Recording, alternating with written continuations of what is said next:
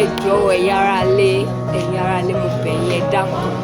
Keep watching Ọ̀rànmíyàn TV. Ẹ jọ̀ọ́ tẹ́ bá.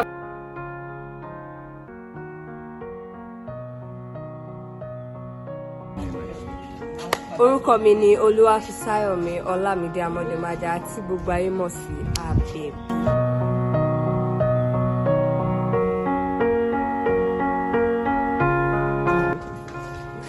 Mọ́mì gangan ni oníṣèré tẹ́lẹ̀, àmọ́ through wọn lèmi náà ṣe bẹ̀rẹ̀. Kì í ṣe pé wọ́n dẹ̀ introduce mi, wọ́n máa manage hotel, so àwọn èèyàn máa ń fi hotel wọn ṣe tó bá ti shoot, wọ́n máa ń lọ sí hotel wọn and everything. Ọjọ́ yẹn fún wọn wá rìn, mo kò sáré lọ fún wọn ní orí set. Mo ṣe débẹ̀ lọ́ní kí n jókòó fi ṣe bí ẹni tó sick. Èmi náà dẹ̀ ti máa ṣe drama church tẹ́lẹ̀, mo kọ̀ jókòó bí ẹni tó sick tó tán. Mo ṣe next thing, ọ̀gá mi ti dé láìsí wá pick interest nínú mi pé àwọn ọmọ yìí, why not let her come for training?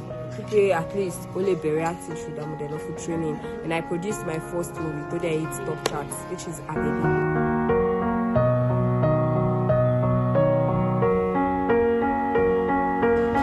Mo ti produce I think about 5, mẹ́rin ti jáde, ìkan ti jáde.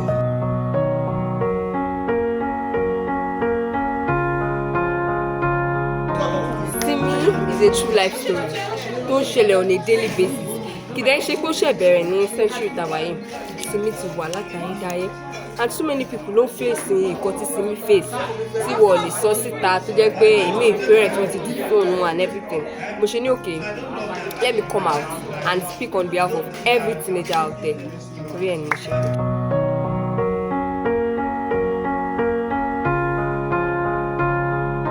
Ogójì ọmọ jẹ́ story kan tó jẹ́ wípé ó unique sí mi because so many people ní poor parenting background tó ti push sí àwọn tó máa ń recruit ọmọdé sí olè jíjà.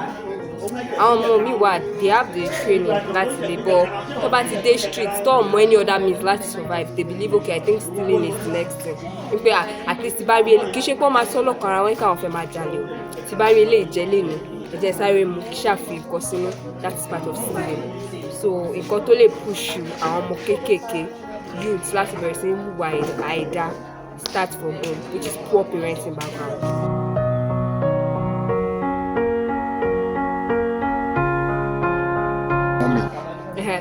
Tábà wà lẹ́nu iṣẹ́ manager ni wọ́n, tábà wà nílé mọ́mì lè nà mí, wọ́n lè bù mí, mọ́mì lè ṣe anything fún mi, but manager mo lè control. Manager ló bá mi máa ṣọ́ mi wá, manager ló bá mi ṣe gbá, manager ló bá mi ṣàwé. So on set she's my manager and at home she's my mom.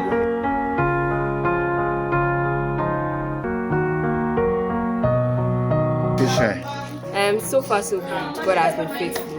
Me ti be any stress because school tí mo lọ, they are very very understanding. Wọ́n fún mi ní full support tó lè fún mi bí kí n lọ sí location tí bá ti dé, every teacher máa ṣe recap fún mi and everything, so they've been very supportive, and by God's grace tí bá máa dé uni náà kọ́ náà jẹ́ kó rọrùn fún mi.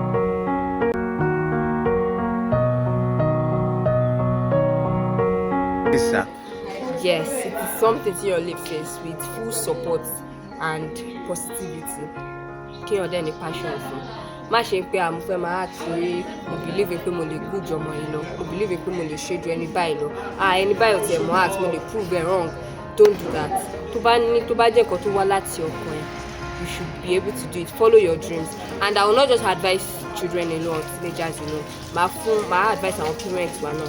Èmi inú wọn, there are so many kids out there tó ní talent ẹ̀, but tí àwọn parents wọn ti kill ẹ̀, tó ti pa wọ́n sí ní pé àtúnkẹ́ ò lè ṣe o, kò ṣe nǹkan tó lè ṣe, jókè o lè má jónú lèmi nù.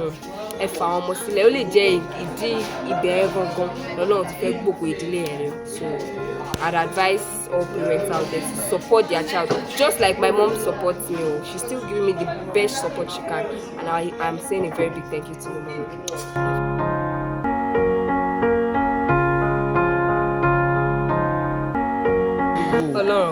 God before any other thing.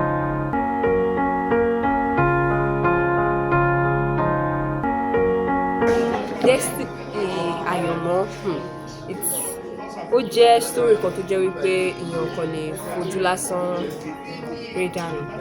It's a story tó preach a lot sí teenagers, youth, àwọn tó ọkùnrin tó máa ń like obìnrin jù tó máa fẹ́ ń ṣe ṣìnà síta. It speaks a lot about them. Ó dẹ̀ speak against cultism. Cultism is not a thing tó jẹ́ pé èèyàn máa encourage. We are totally against cultism. Kì í ṣe nǹkan tí mo lè ní okay nǹkan báyìí èèyàn ti ṣe o gbà kọ́mọ náà continue kí èèyàn fi lé ọmọ lọ́wọ́ rárá. Nǹkan tó máa ń tìyàn lójú ni kò dẹ̀ kí ń lè dèèyàn dé bẹ́ẹ̀ ni. Tó bá ti jáde sórí YouTube ẹ jọ̀ọ́ ẹ lọ bá wo dẹ́sìn ẹ má wò nìkan o ìkẹ́dá nìkan wò ẹ share sáwọn èèyàn tó jẹ́ pé ẹ bá share sí wọn àwọn náà máa share sẹ́ni mi bẹ́ẹ̀ ni kẹ́ ṣe bá wò kẹ́ comment kẹ́ like.